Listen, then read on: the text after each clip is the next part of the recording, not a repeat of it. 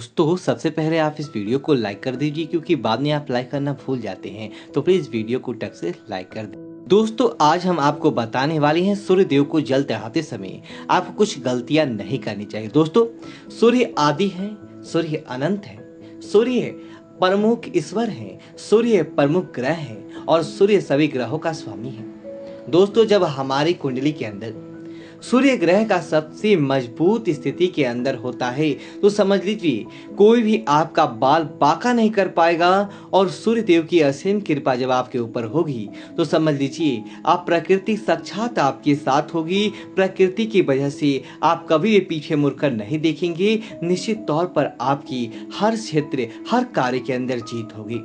लेकिन दोस्तों आज हम आपको बताने वाले हैं सूर्य को जल अर्पित करते समय अगर आप यह जल गलतियां कर देते हैं तो समझ लीजिए कि आपको सूर्य को जो जल चढ़ाया है, जिस काम हेतु चढ़ाया, ना तो वह काम बनता है और ना ही आपको फायदा पहुंचता है। इसलिए इन बातों का ध्यान आपको जरूर करना चाहिए ताकि आपको हमेशा फायदा प्राप्त होगा और आपको जीवन के अंदर कभी भी दुखों का सामना नहीं करना पड़ता है और देखते ही देखते आपको हर काम के अंदर विजय की प्राप्ति होती है। तो दोस्तों बात करते हैं चीजों के बारे में।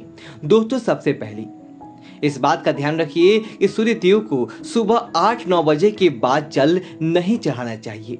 सूर्य देव को सुबह जल अर्पित करने का ब्रह्म मुहूर्त अच्छा मुहूर्त होता है, अर्थात कि सुबह 3 से लेकर 5 बजे। लेकिन आपकी आदत नहीं हो तो 8-9 बजे से पहले पहले भगवान सूर्य देव को जल अर्पित कर दे ताकि किसी प्रकार का नुकसान या व्यवधान आपकी कुंडली के अंदर ना देखने को मिले। और दूसरा दोस्तों हमेशा सूर्य देव को पूर्व दिशा की तरफ मुख करके ही जल अर्पित करना चाहिए। कई बार क्या होता है कि बादल छाए रहते हैं और सूर्य देव हमें दिखाई नहीं देते, तो हम किसी भी दिशा की तरफ जहां प्रकाश दिखाई देता है वहां पर जल अर्पित कर देते हैं। ऐसी गलती आपको भूल कर भी नहीं करनी चाहिए। आपको जल हमेशा पूर्व दिशा की तरफ ही चढ़ाना चाहिए। इसी तरह दोस्तों इस बात का ध्यान रखें जो भगवान सूर्य देव को आप जल अर्पित करें उस जल के छींटे आपको अपने पैरों पर नहीं पड़ने चाहिए। कई लोग क्या करते हैं जल अर्पित करते हैं और के छींटे अपने पैरों पर ही गिरते हैं। दोस्तों शरीर पर कहीं पे गिर जाए लेकिन आप पैरों पर अगर वह छींटे गिर जाते हैं तो इसका मतलब है दरिद्रता आपके पैरों के माध्यम से आपके शरीर के अंदर प्रवेश कर जाएगी। जो आपने सूर्य देव को जल अर्पित किया है उसका अपमान माना जाता है, इसीलिए भूल कर भी आपको जल अपने पैरों में नहीं गिरने देना चाहिए। दोस्तों आज का वक्त बड़ा ही फैशन का दौर है। भगवान सूर्य देव को जल अर्पित करते समय प्लास्टिक का बड़ा फैशन है। लोग प्लास्टिक के पात्र में ही भगवान सूर्य देव को जल अर्पित कर देते हैं। दोस्तों इस बात का ध्यान रखिए क्योंकि ऐसा होगा दोस्तों दोष लग जाएगा, सूर्य देव को जल चढ़ाने का फायदा नहीं होगा।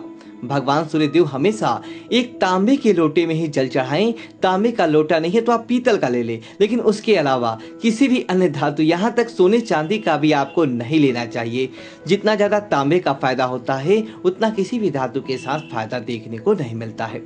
दोस्तों इसी तरह भगवान सूर्य देव को जब आप जल अर्पित करते हैं उस समय इस बात का ध्यान रखना चाहिए बिना स्नान किए सूर्य देव को जल भूल कर भी अर्पित नहीं करें। अगर आप बिना स्नान किए सूर्य देव को जल अर्पित करती हैं तो आपको कई प्रकार के दोष लग जाती हैं, कई प्रकार के दोषों का सामना करना पड़ता है। आप स्नान आदि करने के बाद ही भगवान सूर्य देव को जल अर्पित करें।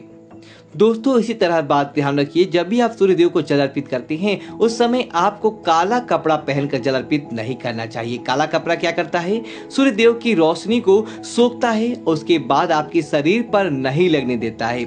सुबह सुबह सूर्य देव की जो रोशनी आपके शरीर पर लगती है वो आपके आधे काम को ऐसे ही समाप्त कर देती है। आपके जो काम बिगड़ते हैं उनको बनाने का काम सूर्य देव की रोशनी करती है। लेकिन इसीलिए आप काले वस्त्र पहनकर भगवान सूर्य को जल अर्पित नहीं करें। इस तरह आप इस बात का ध्यान रखें कभी भी पैरों के अंदर चप्पल जूते आदि पहनने के बाद सूर्य देव को जल अर्पित नहीं करें। इसे सूर्य देव का अपमान माना जाता है। आप हमेशा पैरों के अंदर कुछ नहीं पहने उसे बाद ही सूर्य देव को जल अर्पित करें। दोस्तों इसी तरह इस बात का ध्यान रखें जिस दिन आप सूर्य देव को जल अर्पित करें विशेष तौर से रविवार के दिन तो आपको अर्पित करना ही करना है। बाकी 7 दिन 6 दिन आप करें या ना करें, लेकिन रविवार के दिन को कभी भी आप खाली नहीं जाने दें क्योंकि अगर आप रविवार के दिन